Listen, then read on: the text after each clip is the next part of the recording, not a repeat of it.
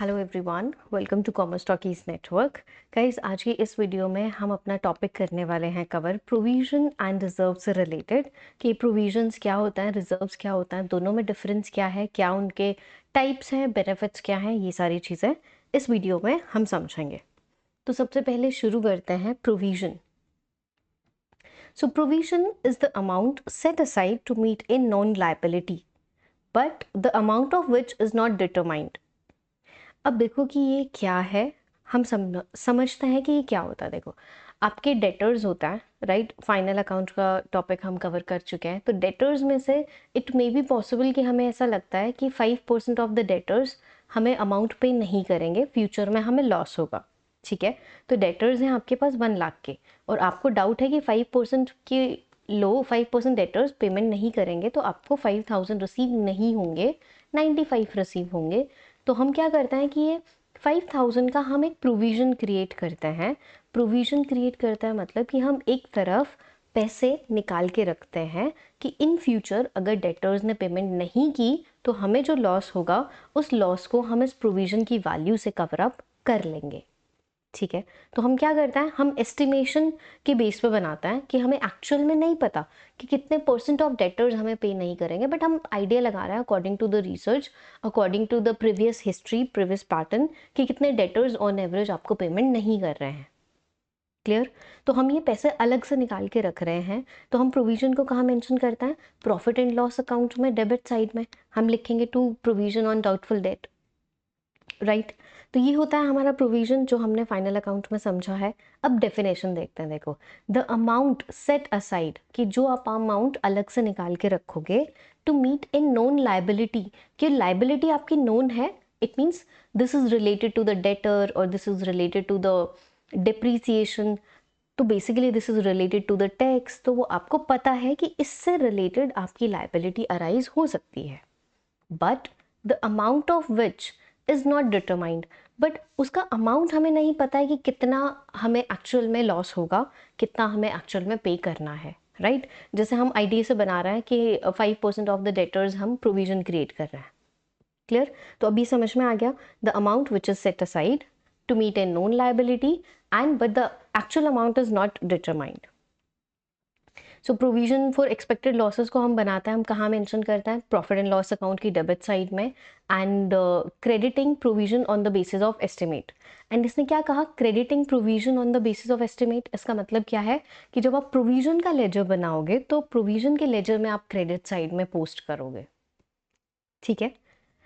Examples, provision for depreciation, provision for doubtful debt, provision for taxes, ये हमारे examples हैं। तो आपको ये फर्स्ट सेंटेंस क्लियर होना चाहिए, एग्जाम्पल्स आपको क्लियर होने चाहिए कि क्या होता है हमारा प्रोविजन। बात करते हैं इंपॉर्टेंस की, कि प्रोविजन की इंपॉर्टेंस क्या है। First is to ascertain the true net profit of the business, कि आपके बिजनेस का ट्रू नेट प्रॉफिट हमें कैसे पता चलेगा, जब हम अपने इस फाइनेंशियल ईयर के सारे एक्सपेंसेस को मेंशन करेंगे, चाहे वो हमारे एक्सपेंसेस पेड हैं चाहे हमारे आउटस्टैंडिंग है, उन सबको हम प्रॉफिट एंड लॉस में डेबिट साइड में लिखते हैं। एंड प्रोविजंस भी हम क्रिएट कर रहे हैं बिकॉज की these may be arise in the future, तो वो उसको हम कवर अप करने के लिए। बट अमाउंट हम एज सर्टेन नहीं कर सकते हैं, रीजनेबल एक्यूरेसी हम ये कहें कि एग्जैक्ट बताना कि 5% डेटर ही बेडेट होंगे, वो डिफ़िकल्ट हो जाता है। तो हम बेसिकली ट्राई करते हैं कि हमारा एक्यूरेसी हो, according to the previous patterns वगैरह हम अपना प्रोविजन क्रिएट करेंगे। तो पहला इंपॉर्टेंस क्या कि आपको नेट प्रॉफिट अगर पता लगाना है तो आप प्रोविजंस को भी इंक्लूड करके चलोगे। सेकंड, बिजनेस की अगर हम ट्रू फाइनेंशियल पोजीशन एसरटेन करना चाहता है कि बैलेंस शीट में हम फेयर व्यू चाहता है कि हमारी balance sheet true and fair view represent करे हमारे एसेट्स का, हमारे लाइबिलिटीज़ का, तो हम एडिक्वेट प्रोविजंस बना के चलता है बिकॉज कि एंटिसिपेटेड लॉस है ये हमारा, फ्यूचर में इतना लॉस आपको हो सकता है, तो आप पहले से ही एंटिसिपेट करके चल रहे हो। तो ये हमारा प्रिंसिपल भी होता है ना, कौन सा प्रिंसिपल होता है बताओ, कमेंट करके मुझे बताओ किस किस को याद है ये कि कौन सा प्रिंसिपल ये होता है कि जब हम बिजनेस शुरू करता है तो हम अपने जितने भी एंटिसिपेटेड लॉसेस हैं हम उनको पहले कंसिडर करके चलता है। So which principle will be applicable here. Third importance, to provide for known losses in the future, known losses मतलब कि आपको पता है कि फ्यूचर में ये लॉसेस हो सकते हैं, उन लॉसेस को मीट करने के लिए हमें फंड्स की रिक्वायरमेंट होगी, तो इंस्टेंटली फंड्स कहाँ से आएंगे, तो इसीलिए हम पहले से ही अपना प्रोविजन बना के चल रहे हैं। Clear?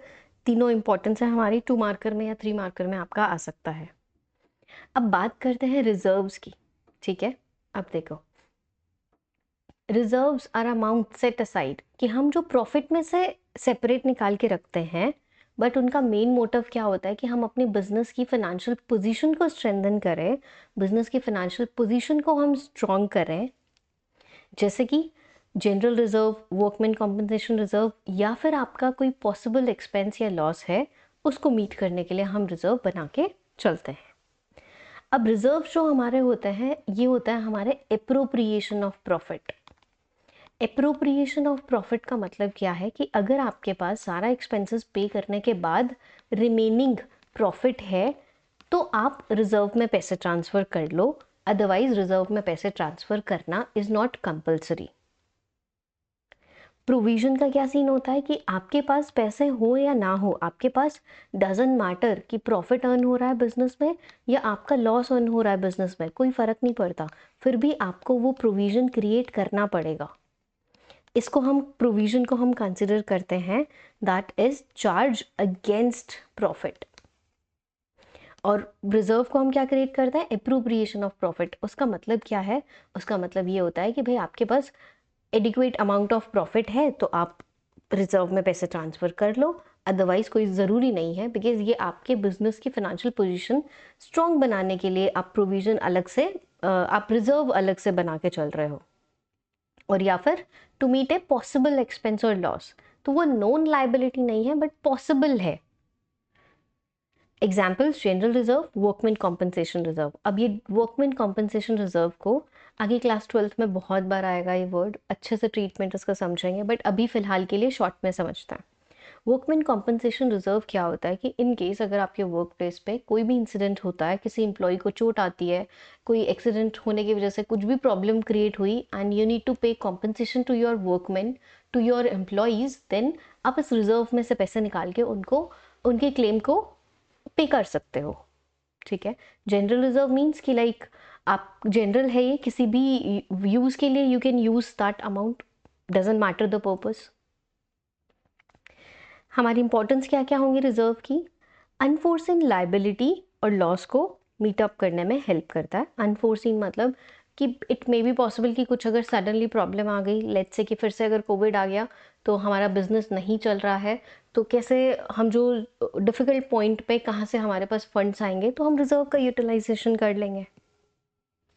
Helpful in strengthening the financial position of the business, तो बिजनेस की फाइनेंशियल पोजीशन को स्ट्रॉन्ग बनाने के लिए कि आपका रिजर्व एक तरीके से इंटरनल फाइनेंसिंग है, आपको अपना बिजनेस एक्सपैंड करना है, फंड्स की रिक्वायरमेंट है, तो आप रिजर्व्स का यूटिलाइजेशन कर सकते हो।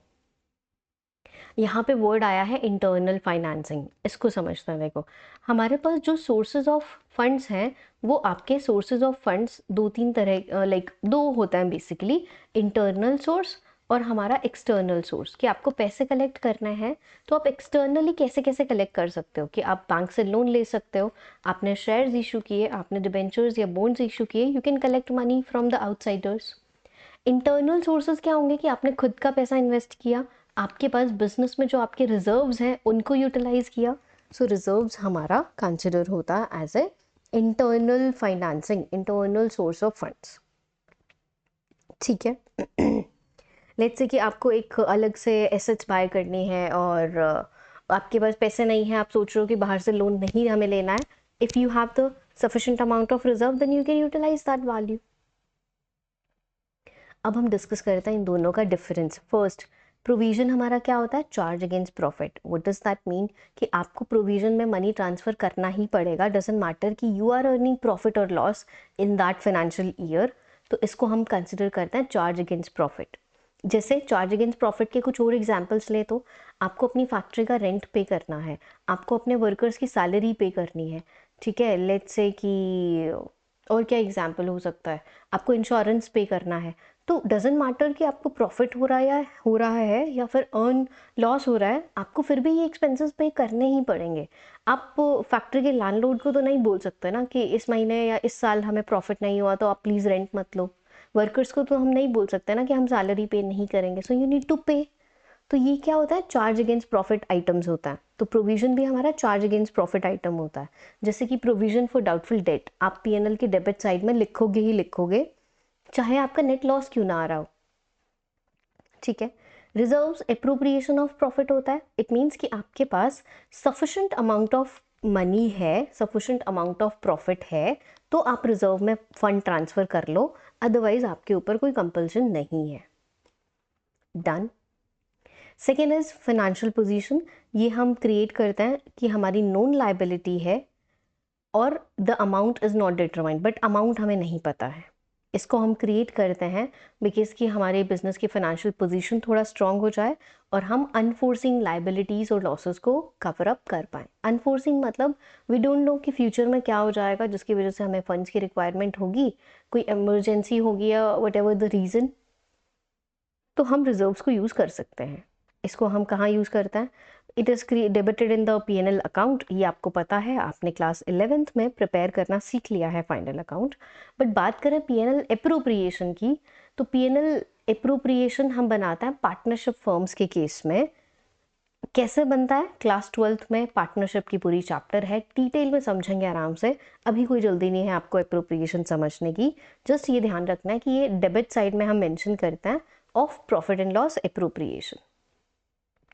ठीक है। सो प्रोविजन की जो अमाउंट होती है, ये इसको हम कहीं इन्वेस्ट नहीं करते हैं, बट रिजर्व में अगर हमारे पास मनी है तो हम चाहें उनको, तो हम उस मनी को बाहर कहीं भी इन्वेस्ट कर सकते हैं। अगर हमें प्रॉफिटेबल ऑप्शंस दिख रहे हैं तो we can invest this money, because कि जब भी अगर हमें ज़रूरत होगी तो हम वो इन्वेस्टमेंट सेल करके अमाउंट रिसीव कर लेंगे। ठीक है।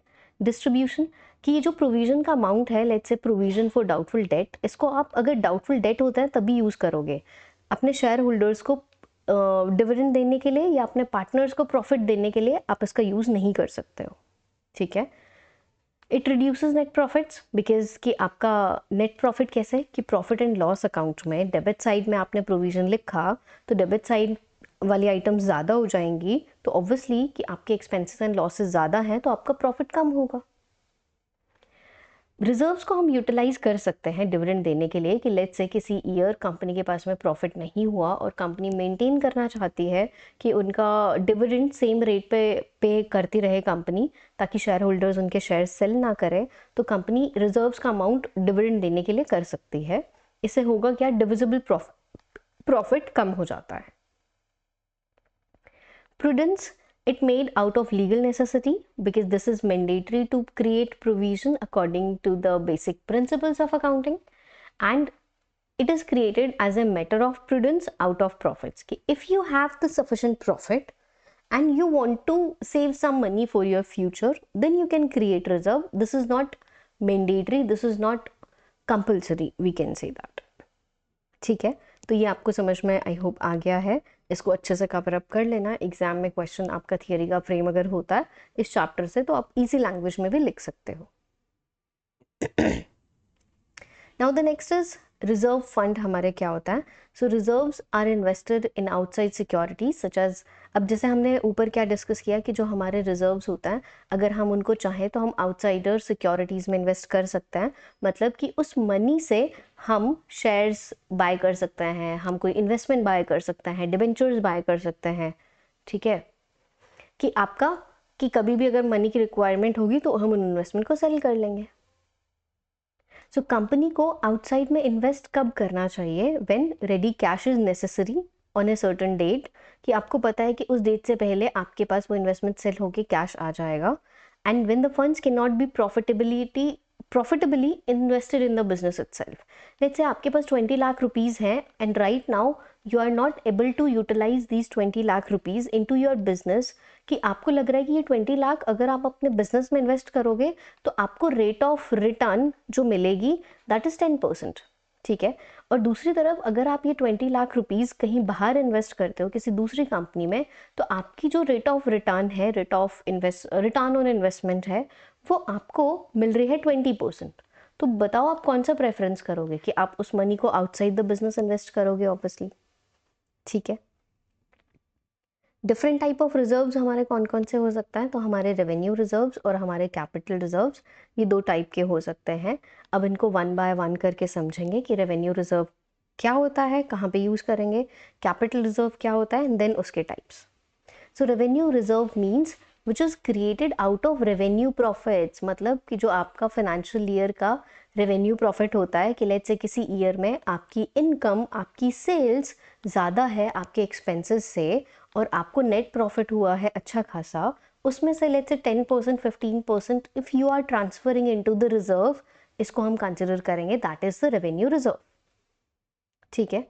It can be use for distribution of dividends without any pre condition, कि इसमें कोई कंडीशन नहीं लगेगी फ्यूचर में अगर आप इस रिजर्व का मनी एज ए डिविडेंड में डिवाइड करना चाहते हो शेयर होल्डर्स में, तो आप बिना किसी कंडीशन के, बिना किसी अप्रूवल के इजीली वो डिस्ट्रीब्यूट कर सकते हो। कैपिटल रिजर्व क्या होता है? सो कैपिटल रिजर्व बेसिकली जो कैपिटल प्रॉफिट से हम क्रिएट करेंगे। अब ये वर्ड आया कैपिटल प्रॉफिट क्या है, तो देखो capital profit means let's say आपके पास एक फिक्स्ड एसेट्स है, लैंड एंड बिल्डिंग, वो आपने 2013 में बाय करी थी 50 लाख की, एंड नाउ इन 2025 आपने वो 1 करोड़ की सेल कर दी 1 ईयर की, तो आपको प्रॉफिट कितना हुआ? 50 लाख। तो ये जो प्रॉफिट है लॉन्ग टर्म एसेट्स पे, आपकी फिक्स्ड एसेट्स पे, इस प्रॉफिट को हम कंसिडर करेंगे that is the capital profit.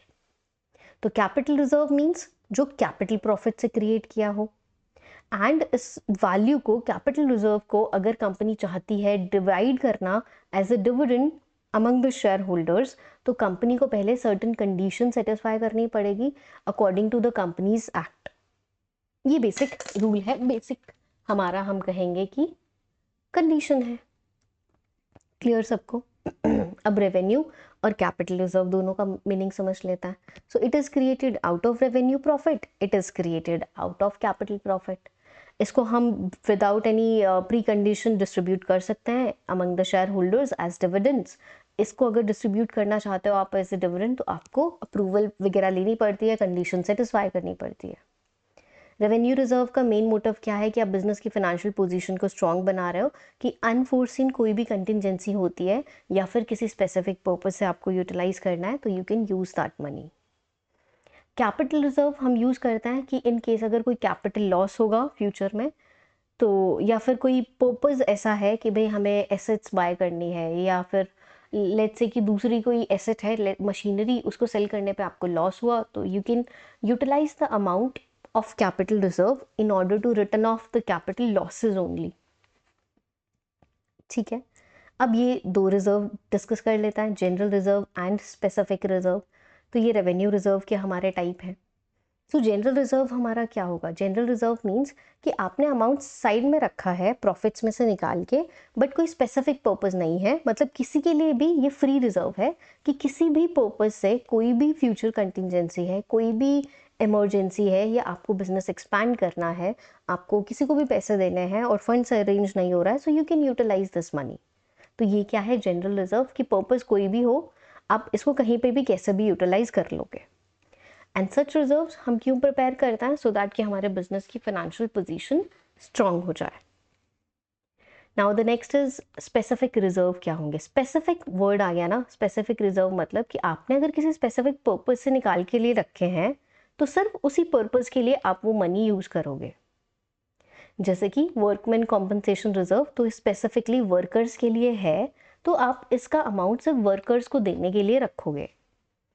Reserve for replacement of assets, कि आपने अगर रिजर्व बनाया है कि फ्यूचर में अगर आपको एसेट्स रिप्लेस करने की रिक्वायरमेंट हुई और वहाँ पे अगर मनी की रिक्वायरमेंट है, तो आप यूज़ करोगे, तो आप सिर्फ उसी पर्पज़ के लिए यूज़ करोगे स्पेसिफिक रिजर्व को। ऐसा नहीं होगा कि WCR को आप यूज़ कर रहे हो एसेट्स बाय करने के लिए। No, you can not utilize that particular reserve for any other purpose. Clear? Secret reserve. So अब सीक्रेट रिजर्व हमारा होता है It is a reserve, the existence or the amount of which it is not shown in the balance sheet. कि जिस reserve को हम अपनी balance sheet में शो नहीं करते हैं, बैलेंस शीट में शो क्यों नहीं करेंगे? बिकॉज ये हम उसको सीक्रेट रख रहे हैं, इसको हम हिडन रिजर्व भी बोलते हैं। तो ये क्या है कि there is a surplus of assets over liability and वो सरप्लस हम बैलेंस शीट में डिस्क्लोज नहीं करते हैं। और उस reserve like such reserves may be created by, तो वो कैसे रिजर्व क्रिएट होगा? By under valuing stock, by showing a contingent liability as an actual liability. So contingent liability क्या होती है कि जो फ्यूचर में मे बी अराइज हो जाए, मे बी अराइज ना हो। लेट्स से कि आपको किसी को 10,000 रुपीज़ मे बी देना पड़ सकता है और मे बी ना देना पड़े, बट उसको आप एज ए एक्चुअल लाइबिलिटी दिखा रहे हो, उसको आपने लाइबिलिटी साइड में मेंशन किया कि नहीं नहीं भाई हमें तो देना ही देना है ये 10,000।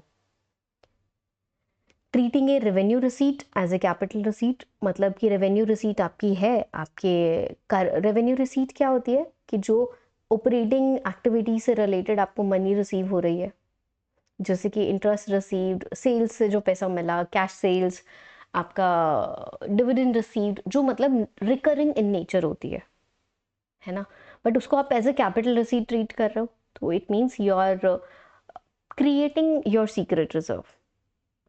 Writing off excessive depreciation, so what does that mean कि लेट्स से आपके पास मशीनरी है 5 लाख की, तो 10% डिप्रिसिएशन बनना चाहिए 50,000, बट आप 20% डिप्रिसिएशन लगा के एक्चुअल वैल्यू ऑफ मशीनरी आप कम शो कर रहे हो, बट एक्चुअल में वैल्यू ज़्यादा है, I mean market value is more, but आपने बुक्स में और भी ज़्यादा कम शो कर रखी है।